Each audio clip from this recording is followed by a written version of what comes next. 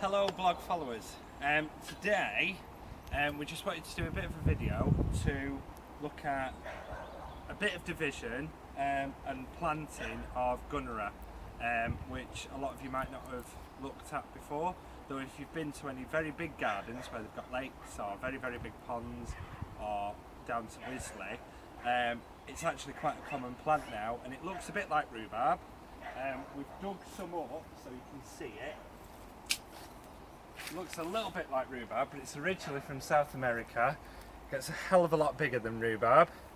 Baby's just going to zoom in a little bit so you can see it's got quite a weird looking bud where the new leaves come from, a bit like moss. Poppy, we have Poppy with us today, as you'll see from a previous video, so we're going to have to just put her on the floor. Go on, Poppy.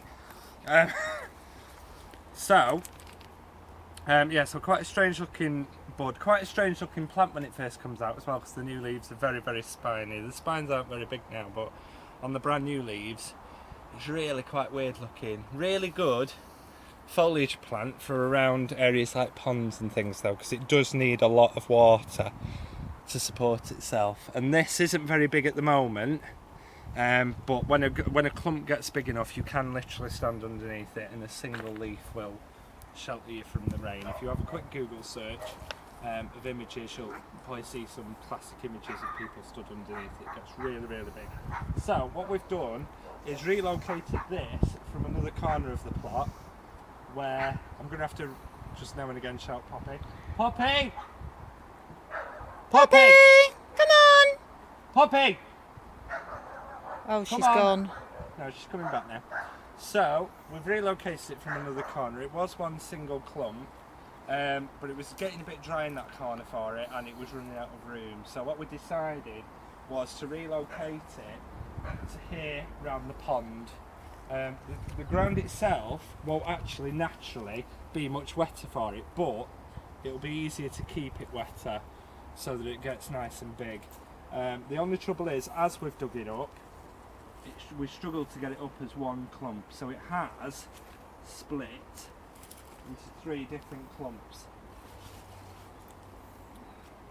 And what you can see from this section is how, quite like rhubarb, it makes a very big, thick, compressed root where it stores all its energy through the winter, because it does die down in the winter.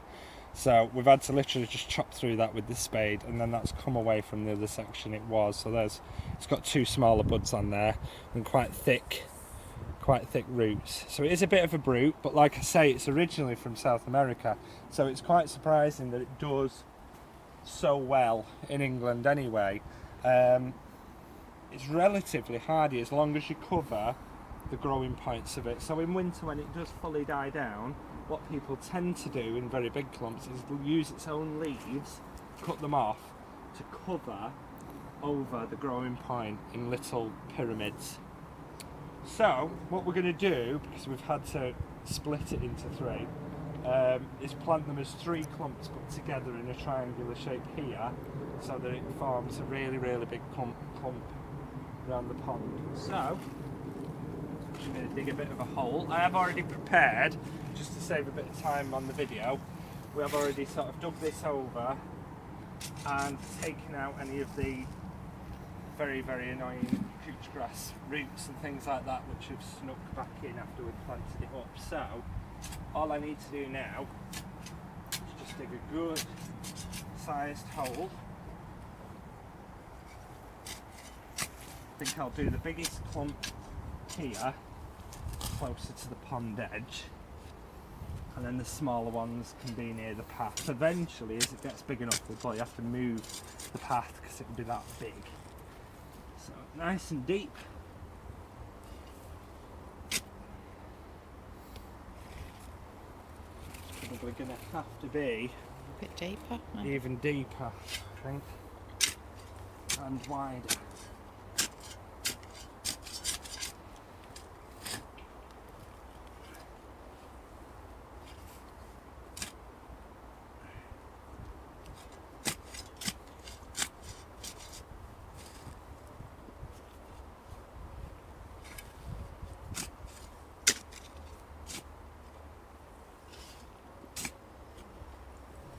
Now what we could do, we're not going to do it here because I have found that it still gradually gets bigger and bigger even if the soil isn't very wet.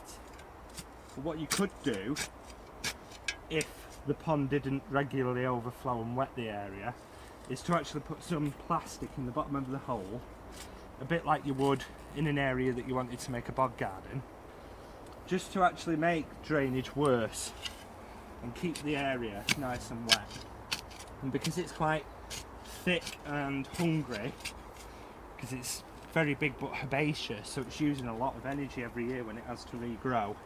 What we could also do is add manure to really get a nice squidgy planting hole with lots of food in, like you would for runner beans or pumpkins, but we don't have to at this point, so I'm quite happy just to plant it in a nice deep hole.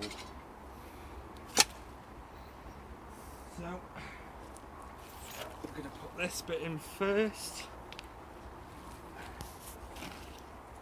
Now that looks a little bit deep, but as long as the growing point, the very tip of it, is still above ground, it doesn't matter if all of this area is covered, it's probably better for it. So just infill the hole.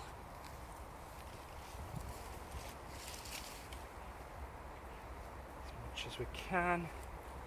It looks a bit like I'm burying it, but what we need to do is just give it a bit of a shake to make sure all the soil goes in between the roots underneath, and then I can again put even more round. Again, it looks like I'm burying it, but I'm not, because we need to really make sure it's firmed in. So using the back of my heel, don't do that. You don't want to make the top of the planting hole flat and hard, because actually you're not doing the roots any favour. You want it to be firm as possible, but still have the soil around it, not too compacted, so that you get proper drainage and you get air to the roots. You know, even though it likes wet soil, it's a new planting hole, it needs air around its roots because it's going to have to grow a lot more roots and settle in. So I'm going to very quickly do the others, just so you can see me do them.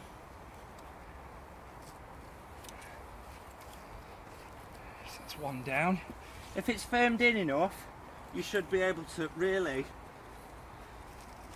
quite strongly give that a tug and it not move at all. If it moves, it's not firm enough in.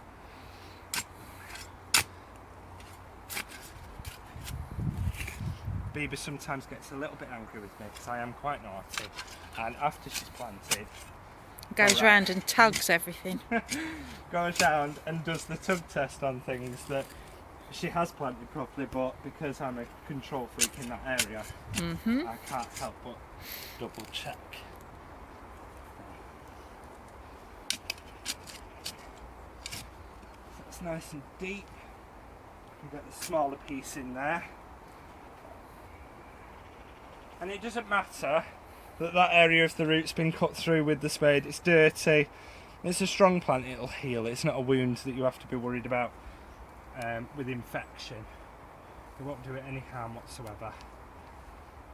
So I think that's quite good. What you might also notice in there, because of these, which aren't part of the Gunnera at all, the little corms from the Crocosmia, which some people might know as Montbretia, because it does like similar conditions, and it's quite a tough thing, and has grown with the Gunnera, even though the Gunnera has shaded it out. It's quite hardy, so I'm not going to meticulously pick those out because it doesn't matter if they grow with it again anyway. They're quite nice. If you've ever seen them, they've got small orange flowers. Poppies come to say hello. Hello, Poppy.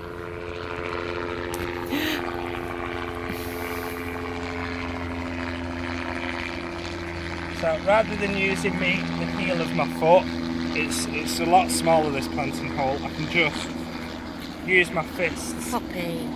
Just use all the weight of my body just to firm that in enough. You can just about see the growing tips there, so they're not too deep. Tighten that up. What we are going to do, because it'll take a while for these to get really big again and establish, is because we've got teasels to dig up, we're going to plant those around it in the spare bits for now, but eventually the Gunnera will cover all of it, so there won't be any room left for them. So there's just this bit and then we're done.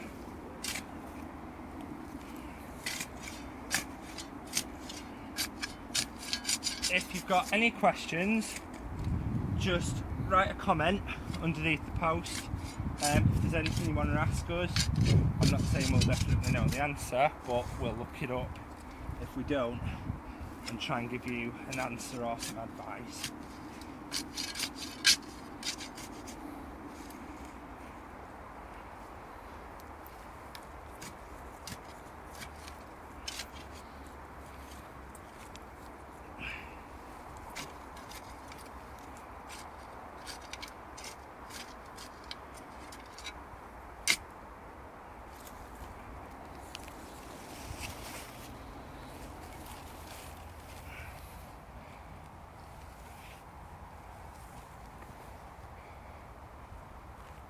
Just tidy that up.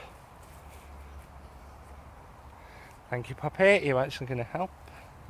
Or are you just going to get dirty? I think she's just going to get dirty, quite probably. Poppy, move. Move. Come on. I'm very lucky I've not been bitten yet because there are a few red ants around here.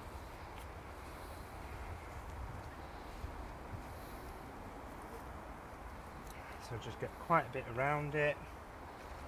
Give this one a bit of a shake.